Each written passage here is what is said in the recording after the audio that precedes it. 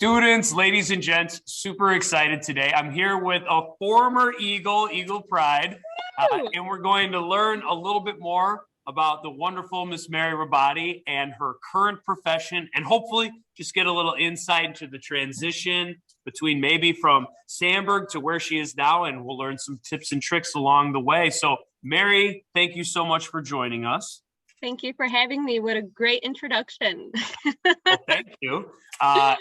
You are a wonderful student that always resonated with me. So it's super cool to just reconnect, first of all. But second of all, I just love to know, Mary, what is your job? And then if you could go into a little bit about like, what is it that you do in that job? Like, what's a day in the life like?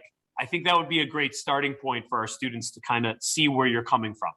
Absolutely. So I'll start off with a little bit about me. My name is Mary Rabadi. I am, as Mr. J said, a graduate of Sandburg. Go Eagles. Yes. Yes. And I transitioned from my high school career into St. Xavier University, where I did receive my bachelor's of science in nursing and a minor in psychology. And from then on, I graduated and studied for my licensing exam in order to practice as a nurse in the state of Illinois. So, all right. So after you get your bachelor's, there's still like an exam you have to take to become a registered nurse? Yeah. So after you receive your bachelor's, it was a 4-year program for me. 2.5 of those years was specifically for the nursing program. Okay. But after that, I know for myself, I took a few weeks, few months, I will say, to myself to kind of gather myself and enjoy that little break that I had from school. But yeah, essentially you do have to go back and study for a big exam at the end of it all in order to get your license to practice. Okay. So, and depending on which state that you live in America, so Illinois is one of the few states that you can get your license and exam, but only, or in Illinois, but only practice in Illinois, where other states offer, like California, I believe, if you get your license in California, you are able to practice in all states. Oh, okay. So, yeah, so it's nice. But yeah, that is one of the things that you have to do in order to legally practice. Oh, that's great to know, Mary. In case someone's interested in being a nurse but goes to school out of state, they still have to take that in-state test eventually for Illinois. Correct, yeah. Okay. Yeah. Great. All right, so you do that, you pass that, and now you're entering the world of the front lines and helping others. Could you tell us, like, what is that? What's your title for that? What do you do? We'd love to hear about that. Yeah, so as a registered nurse, I do work on the cardiac telemetry unit, and I will say it is one of the most interesting times to become a nurse during a global pandemic, but it is a privilege to say the least. A typical day in my job is, I will say the COVID numbers did go down, thankfully, but it was at an all-time high when I did first enter a few months ago. So it was interesting trying to transition again from being a new grad, not really knowing as much about the nursing world, hospital world, in a sense of it all. So trying to get a hold of all of that while still trying to learn what nursing really means, how to care for patients in one of the most vulnerable states that it can be put in, dealing with everyone from different, like every walk of life possible, dealing with different departments, whether it's doctors, the pharmacist, dietitian, case managers. So trying to navigate that all is, still is, I will say, is still one of the challenges for me, but it's getting better. And I will say that that is basically how my day goes. So I go into work, I clock in 6:45 in the morning. With nursing, it is 3 12-hour shifts a week. So I do have 4 days off, which is a bonus. But I start my morning off by getting report from the night nurse on typically 4 to 5 patients is our nurse to patient ratio at least my hospital. I work at Silver Cross in New Lenox. Okay. So yeah, that's how I start my day off, and they could be more critical. So I have to prioritize my day in the sense, like I have to go see this patient first, get their medication ready, check their vitals, talk to the doctor, and then kind of plan my day throughout that. So doing that for 4 to 5 human lives, I will say that is that's kind of how I plan my day and how my brain typically works. So yeah, it's fun, it's great. Again, it is a privilege. So yeah, I'm still learning. So you have a lot to do during the day. Is it a lot of like back and forth. You're bouncing from one to the next and then back and repeat. Yes, absolutely. And I know 12 hours sounds like a long day, but I promise you that those many hours fly by fast. Like I blink and the day is over. Wow. Because there is so much to do within that time frame. And again, you're caring for an actual human life. Like you don't want to make a mistake. You want to be very thorough. I still ask questions all day. Like even with my 4 years of experience in school, there's still so much to learn, and you don't, in my opinion, truly learn until you take what you learned, the information in school, and actually apply it to the real world and to a real scenario rather than on paper. So that again it is a lot of back and forth, talking to the doctors, making sure a medication is appropriate to give with the pharmacist, making sure their diet is aligned with what the dietitian wants for them. So I'm dealing with a lot of interdisciplinary departments. So wow. It's good. I'm learning a lot from everyone that I encounter. Sounds like your job entails a lot of communication. Is that fair to say? Yes, it does, for sure. So awesome. Well, thank you for kind of sharing a day in the life of that. So you are on, you said, a cardiac floor. Correct. Is that something you were able to choose, or is that like when you apply for a job, is it does that take specific training for cardiac versus another? Is that something you learn on the job? I know like is there pediatrics floors and different floors in a hospital? Yeah, so each unit in the hospital, whether it's pediatrics, I can't even pronounce it, basically labor and delivery, like postpartum, mother, baby, or the psychiatric department, the cardiac floor, emergency room, intensive care units. So there are multiple different avenues you can take in nursing.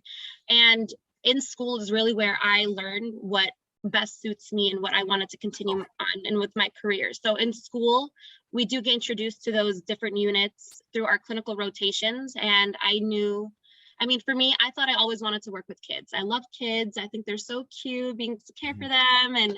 But as soon as I stepped foot onto that pediatric unit, I'm like, this is not for me. Yeah. But again, I progressed in school, and everyone would always ask me, like, Mary, like, what do you want to do? What kind of nurse do you want to be? And I always answered with the same question. I truly won't know until I finish all of my clinical rotations. So I was placed on a cardiac unit, which is, again, specializing in the heart. All patients are hooked up to a telemetry monitor, which shows their heart rhythm on a main screen in the nurse's station, which you do get certified for while you're on that unit. So nothing that I really had to prepare for in a sense before applying to that specific unit to answer your question. But other units like the emergency department or intensive care unit, also known as the ICU, do require more experience before entering on that because they're care for more critical patients. So yeah, it's basically what you choose to do, and you can grow to that point.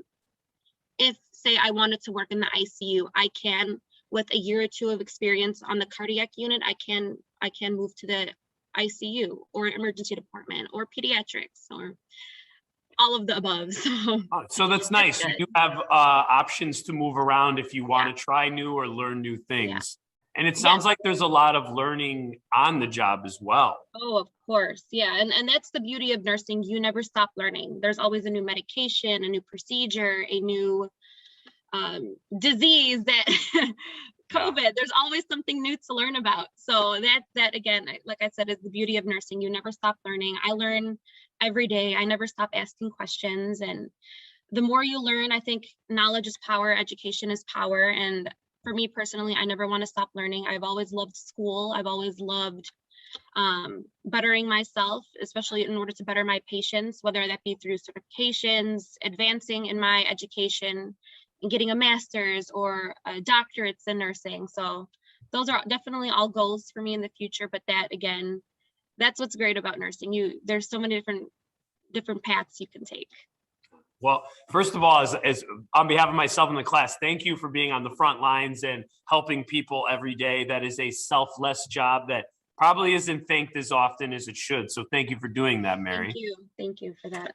And then also, I would love to, since our students are listening, looking back or now even, do you have any tips, suggestions, or skills or anything that you would suggest students acquire, practice, look into that might help them not only necessarily in this field, or it could be specific, but anything in general that you wish you would have known or that you think is something valuable that they should consider now to help life a little bit later? Yeah, absolutely. I was in their shoes not even 5 years ago. I was sitting in your classroom too. So I kind of Sorry know about what's that. hey, that was a great class. I miss it. But I will say, like, I already know what's kind of going through their minds at this point. Again, I'm only a few years older than you guys. I feel like I'm getting old, but no, I remember already having an idea of what I wanted to go into, what kind of profession that I wanted to pursue, but it's okay if you don't. I think that's what college is for. That's what the resources around you are for, is to get to know what you like and what you want to do with your life, whether that be through networking, if you have an adult in your life, or a teacher, or a friend's parent that works in a profession that interests you. Get to talk to them, like get to see if you can shadow them for a day. Like my mom, it's thankfully she is my inspiration, and I get to live with her. So she is a nurse as well. So I kind of got my taste of nursing from her. She would come home with the most amazing stories, and I'm like, wow, one day I want to have those stories of my own. So that was it for me. And I think even just getting a job, and essentially not even something you want to do long term. Like I held a student supervisor at the athletic center at St. Xavier, which had nothing to do with nursing, but it was something that I was still able to build a foundation on and really practice customer service skills, communication skills, leadership skills, getting to deal with people from every religion, race, like everything that you will essentially have to do in the future with any profession that you go into. So just getting out there, taking advantage of any opportunity that you get to learn and just to be a part of essentially the real world is good. So I love that. I think too, what you brought up, just to highlight again, the idea of the transferable skills, you helping out in the athletic center, you're right, isn't necessarily something people would say would directly relate to nursing, but dealing with people, customer service, and those skills you learned and kind of nurtured there benefit you years later in a different job. So that those experiences and trying new things, I agree, is so beneficial. Thank you for bringing that up then as well. I have a lot of students that are interested in the sciences, and that's why they get stuck with me. A lot of them end up having the world of the medical world on their mind, whether that's nursing, being a practitioner, being a doctor, or that. So this is helpful to just see one avenue to go. But with that being said, unless there's any other pieces of advice or wisdoms or shout outs you wanted to make, I think we did a great job talking through a day in the life and where we go in that. Is there anything else left you wanted to mention before we call it a day? Enjoy your time in high school. Take advantage of everything that you can. Be nice to Mr. J. He's a great teacher. And one last thing I will say, your health is the most important thing. And I witness it every day firsthand, what it can do to someone. So again, take care of yourself. When Mr. J says your body is your temple, he really means it. So those are my final words of advice. Well, thank you. Well said. And you're right. Your health is your foundation to do everything better, including making the world better. So well said. And sometimes we overlook that when we're thinking about our careers. So thank you for that. So, well, Mary Rabadi, it's been an absolute pleasure. On behalf of myself and my students, thank you for your time. And we're sending you nothing but health, happiness, and patience during these unique times, and hopefully our normal times, and onward and upward for you. I'm excited to see how you continue to grow and learn and take it to higher places. So thank you, Mary. It was my pleasure. Thank you for having me.